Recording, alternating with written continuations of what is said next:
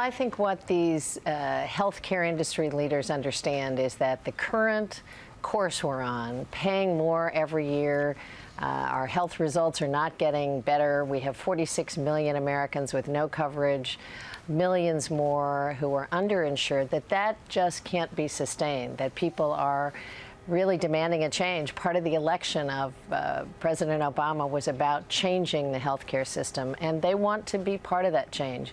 Some of these leaders, Robin, were the ones who, in the early 90s, fought healthcare reform in this country. Were on the other side. They would have never been in a room with the president before. So yesterday was really a breakthrough moment. House Republican leader John Boehner says the plan, quote, promises savings with no concrete plan to achieve them and no enforcement mechanism. Is there any enforcement plan?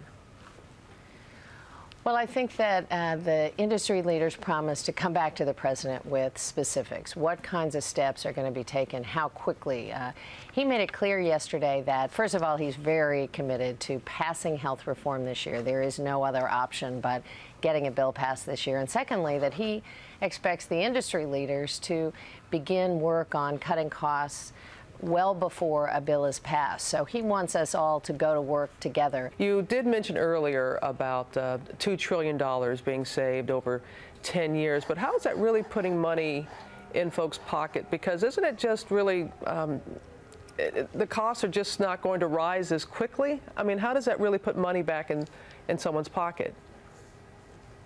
Well, unfortunately, right now, people who have insurance coverage are paying more out of pocket year in and year out. Their costs continue to rise. Those without coverage often are looking at bankruptcy or financial ruin because of some health incident, or they're getting the most expensive, least effective care by coming through emergency room doors. So we've got a lot of pieces of the puzzle where the folks with insurance are paying extra for those who don't have insurance, and we've got to bring everybody into the pool, get everybody at the table. One final question, malpractice insurance, it's very high for a lot of doctors, and they pass that on to their patients. Can you have health care reform without protecting doctors against malpractice suits?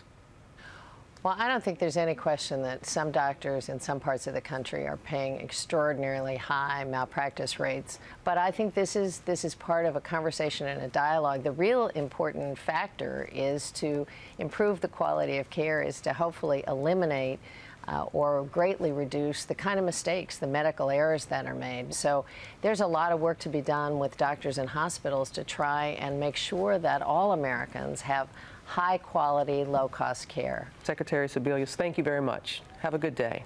Thank you.